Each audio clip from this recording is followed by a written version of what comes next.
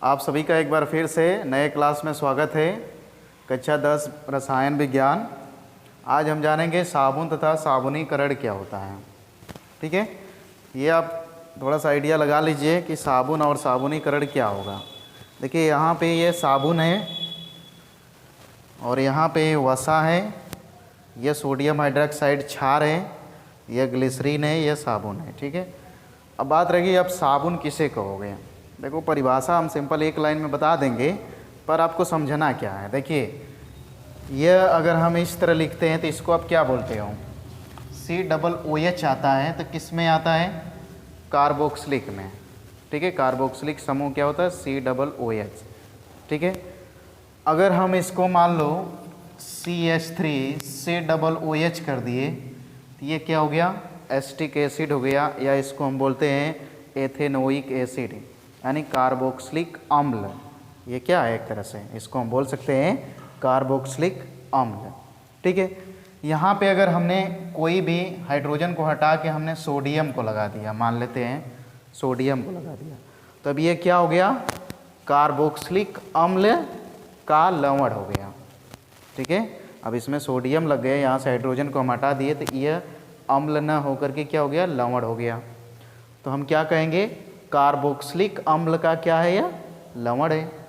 तो उसी तरह से अब देखिए ये जो होते हैं निम्न अणुभार वाले होते हैं, और जैसे 10 के ऊपर चले जाएंगे तो वह उच्च अणुभार वाले हो जाएंगे। तो अब साबुन किसे कहोगे, उच्च अणुभार वाले। ठीक है, उच्च अणुभार वाले कार्बोक्सिलिक अम्ल के सोडियम, यहाँ पर देखिए सोडियम है, यहाँ पे हम पोटेशियम का भी यूज कर सकते हैं। जैसे यहाँ पे हमने 3NaOH लिखा है, वहाँ पे आ जाएगा 3N, मान लीजिए वहाँ पे Na आ गया, लेकिन यहाँ पे हम KOH का भी प्रयोग कर सकते हैं, यानी पोटेशियम हाइड्रोक्साइड का भी प्रयोग कर सकते हैं। यानी इसको हम बता देते हैं, जैसे C17H35COO भी हो सकता है। ठीक है, तो अब क्या हो गया, हम बता दिए कि ये हो गया कार्बोक्सिलिक अम्ल, ये कार्बोक्सिलिक अम्ल का लवण हो गया। ठीक है, अगर 1 से 10 के बीच रहता है तो हम उसको निम्न अणुभार वाले हम कार्बोक्सिलिक अम्ल बोलते हैं। यदि 10 के ऊपर हो गया तो हम उच्च अणुभार बोल सकते हैं। ठीक है, तो ये 10 के ऊपर है तो हम इसको क्या बोलेंगे, साबुन इसी को हम कहते हैं। तो क्या कहोगे, उच्च अणुभार वाले कार्बोक्सिलिक अम्ल के सोडियम या पोटेशियम लवण को हम साबुन कहते हैं। क्लियर, यही आपका परिभाषा है। तो हमने थोड़ा सा चढ़ा बढ़ा के, थोड़ा घुमा के इसलिए बताया कि थोड़ा पीछे का भी जान जाओ कि कैसे ये हुआ, कैसे परिभाषा बना। क्या होगा, उच्च अणुभार के यानी का उच्च अणुभार वाले, अगर देखा जाए तो यहाँ पे मोनो कार्बोक्सिलिक भी लगा सकते हैं, क्योंकि यहाँ पे COOH अगर एक होता है तो हम उसको बोलते हैं मोनो। ठीक है, तो यहाँ पे हम कह देंगे उच्च अणुभार वाले मोनो कार्बोक्सिलिक अम्ल के सोडियम या पोटेशियम लवण को हम साबुन कहते हैं। ठीक है, आगे बात करते हैं, साबुनीकरण की बात कर लें। देखिए यह, इसको वसा बोलिए या तेल बोलिए, तेल या वसा के क्षारीय जल अपघटन से बने साबुन को हम क्या बोलते हैं, साबुनीकरण। यानी वह प्रक्रिया जिसमें तेल या वसा का क्षारीय अपघटन यानी क्षारीय जल अपघटन होता है तो साबुन बनता है। तो साबुन बनने की जो क्रिया होती है उसी को साबुनीकरण कहते हैं। परिभाषा भी हो जाएगा। ठीक है, यानी कि वसा या तेल का क्षारीय जल अपघटन से साबुन का बनना ही साबुनीकरण कहलाता है। और साबुन किसे कहेंगे, उच्च अणुभार वाले मोनो कार्बोक्सिलिक अम्ल के सोडियम या पोटेशियम लवण को साबुन कहते हैं। ठीक है, तो हमें यहाँ पे क्लियर कर लिए साबुन और साबुनीकरण। ये आपको रिएक्शन कहीं अगर पूछा जाए, प्रश्न में आ जाए साबुन तथा साबुनीकरण किसे कहते हैं, तो ये आपको रिएक्शन लिखना जरूरी होगा। ठीक है, चलिए आगे हम बढ़ते हैं। इसके बाद है साबुन जो होते हैं दो तरह के होते हैं, एक मृदु साबुन होता है, एक कठोर साबुन होता है। ठीक है, मृदु साबुन जो सॉफ्ट होता है, जिसको हम बोलते हैं सॉफ्ट, मृदु साबुन और कठोर साबुन। देखिए ये जो होता है पोटेशियम, ठीक है, जो पोटेशियम का साबुन होगा उसको हम बोलेंगे मृदु साबुन, और जो सोडियम वाला होगा उसे हम बोलेंगे कठोर साबुन। ठीक है, तो अगर देखा जाए तत्वों के कंपोजिशन के आधार पे तो साबुन दो तरह के होते हैं, एक मृदु साबुन होता है, एक कठोर साबुन होता है। मृदु किसे कहेंगे? अगर पोटेशियम का रहेगा, पोटेशियम का जो साबुन रहेगा उसे हम क्या बोलेंगे? मृदु। और सोडियम का जो रहेगा तो उसे हम बोलेंगे कठोर। ठीक है, तो ये हो गया। इसके बाद है अच्छे साबुन के गुण क्या होते हैं? तो जो अच्छे साबुन होते हैं उसमें 10% से ज़्यादा जल नहीं होना चाहिए, साबुन में अधिक क्षार नहीं होना चाहिए, क्षार रहेगा तो क्या करेगा? जला देगा हाथ को। ठीक है, जो साबुन होना चाहिए वह चिकना और मुलायम होना चाहिए, इसमें जो है कीटाणुनाशक पदार्थ मिले होना चाहिए। यानी अच्छे साबुन का गुण क्या होता है कि साबुन में 10% से ज़्यादा जल न हो, साबुन जो हो चिकना और मुलायम हो, उसमें कीटनाशक पदार्थ हो, और साबुन में ज़्यादा मात्रा में क्षार नहीं होंगे तो उसे हम बोलेंगे अच्छा साबुन। ठीक है, यदि क्षार रहेंगे तो हम नहाएंगे तो हमारा शरीर खुरदरी हो सकती है, जलन पैदा हो सकता है। इसके बाद है साबुन के प्रकार। साबुन दो तरह के होते हैं, एक नहाने वाला साबुन है, एक खाने वाला नहीं, धोने वाला साबुन। ठीक है, तो साबुन दो तरह के होते हैं, नहाने वाला और कपड़े धोने वाला। जो नहाने वाला जो साबुन होता है वह क्या होता है? वह नहाने के काम आता है। जो धोने वाला साबुन आता है वह धोने के काम आता है। जो नहाने वाला साबुन होता है उसमें अच्छे प्रकार के तेल और वसा का प्रयोग होता है, जो कि कपड़े धोने वाला होता है उसमें ख़राब तरह के तेल और वसा यानी सस्ते तेल और वसा का प्रयोग होता है। ठीक है, इसके बाद है जो नहाने वाला साबुन होता है उसमें रंगीन पदार्थ और सुगंधित पदार्थ मिलाया जाता है, और जो कपड़े धोने वाला होता है उसमें मिलाया भी जा सकता है, नहीं भी मिलाया जा सकता है। खैर इस समय मार्केट में जो आ रहे हैं वह सुगंधित भी साबुन कपड़े धोने वाले उपलब्ध हैं। ठीक है, इसमें जो होते हैं, जो नहाने वाला साबुन होता है उसमें किसी प्रकार का हानिकारक क्षार नहीं मिलाया जाता है, जबकि जो कपड़ा धोने वाला होता है उसमें हानिकारक क्षार मिलाए जाते हैं। ठीक है, तो ये हो गया हमारा नहाने वाले साबुन और धोने वाले यानी कपड़े धोने वाले साबुन में अंतर। ठीक है, इसके बाद हमारा नेक्स्ट टॉपिक है साबुन की स्वच्छीकारक प्रक्रिया। मतलब क्या हुआ कि साबुन को या साबुन से हम कपड़े धोते हैं तो वह कैसे मैल को दूर कर देता है, यानी कपड़ा साफ कैसे हो जाता है, इसके बारे में हम जानेंगे। ठीक है, कि साबुन का प्रयोग करने से कपड़ा किस प्रकार से साफ होता है उसका हम अध्ययन करेंगे। तो इसमें आ जाएगा आपका साबुन की स्वच्छीकारक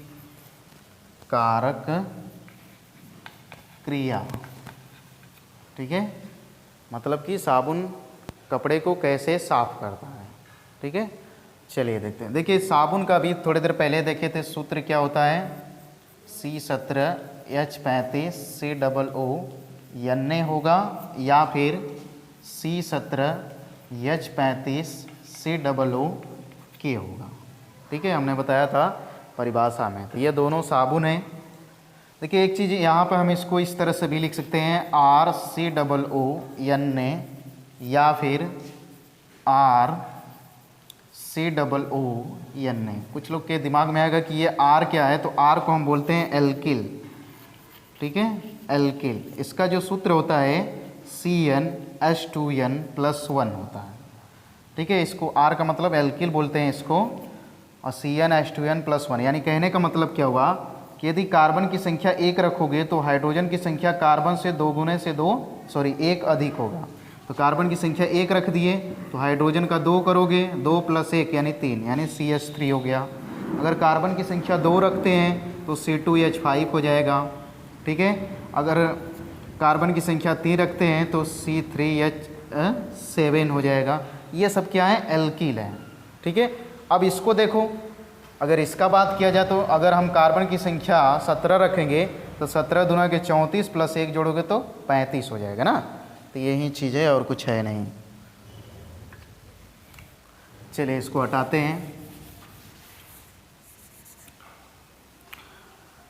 होता क्या है कि जब हम पानी में साबुन को डालते हैं, ठीक है, या कपड़ा धोते हैं तो पहले पानी डालते हैं, फिर कपड़ा उसमें डालते हैं, फिर साबुन को लगाते हैं।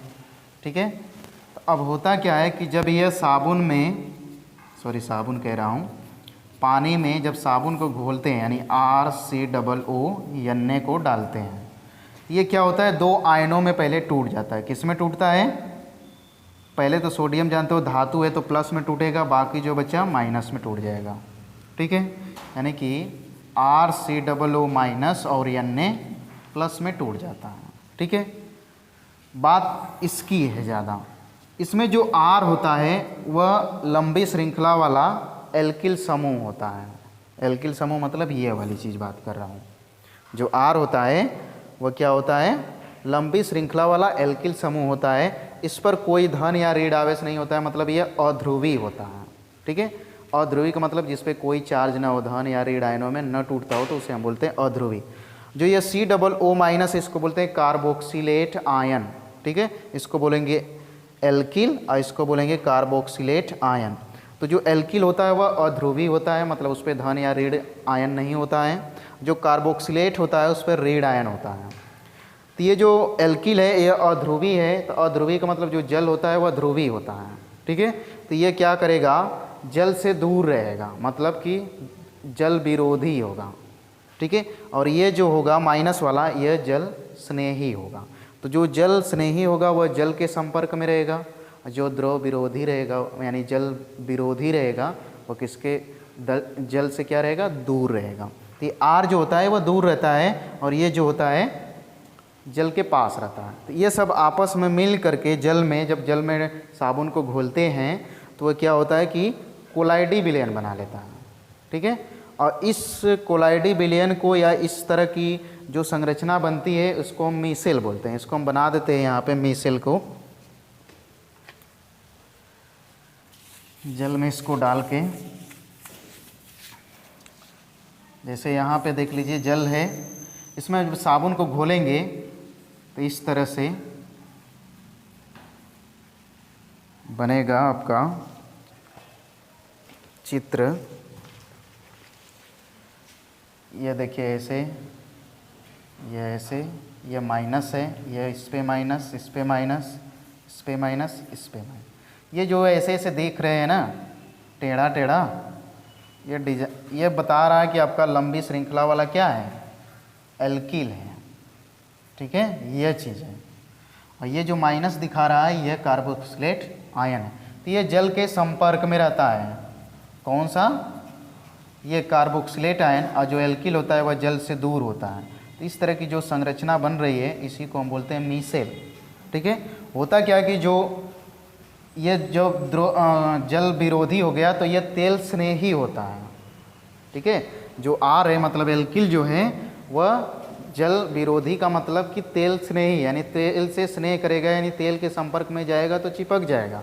तो जब हम कपड़ा को डालते हैं यानी गंदा कपड़ा होता है तो उसमें मैल धूल के कण होते हैं, तो वह जो धूल के जो कण होते हैं इस मीसेल के केंद्र में आके समा जाते हैं। कैसे समा जाते हैं भाई, ये जो है R वह क्या है, द्रव विरोधी यानी जल विरोधी है। यहाँ द्रव का मतलब जल समझिएगा अगर बोल रहे हैं हम तो ये क्या है, विरोधी है, तेल स्नेही है। तो इसमें जो कपड़े में तेल मिट्टी उट्टी के कण जो होंगे वह आ करके इसके केंद्र में यानी मीसेल के केंद्र में समा जाएंगे, और हम जब धोएंगे तो वह पानी के साथ क्या होगा, सब मैल दूर हो जाता है। इस तरह से कपड़ा क्या होता है, आसानी से साफ हो जाता है।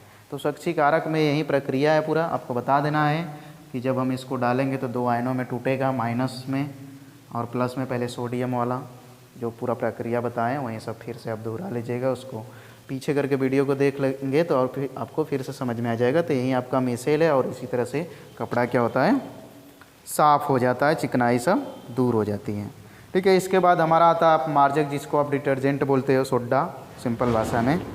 ठीक है, जो अपमार्जक होता है उसमें क्या होता है कि ये जो ऐसा पदार्थ होता है जो कठोर और मृदु जल दोनों में अपने आप को बनाए रखता है, प्रभावशाली होता है, उसी को हम बोलते हैं अपमार्जक। जो साबुन होता है वह मृदु जल में ज़्यादा काम करता है, और जो अपमार्जक होता है मृदु और कठोर दोनों जल में प्रभावी रहता है, मतलब अपना काम करता है। ठीक है, तो इस तरह से आपका ये पाठ जो है समाप्त हो रहा है। कौन सा पाठ था, कार्बन और उसके यौगिक। हमें लग रहा है कि कार्बन और यौगिक को पढ़ाने में कम से कम 7-8 वीडियो बन चुका होगा। तो उसको आप बारी बारी से जो भी चीज़ नहीं समझ में आया फिर से एक एक वीडियो को एक तरफ से देखिएगा। और आज जो है इस पाठ का लास्ट वीडियो है, यानी ये पाठ अब समाप्त हो रहा है, तो हम इसी क्लास को समाप्त कर रहे हैं। हमारे क्लास में लास्ट तक बने रहने के लिए आप सभी का धन्यवाद।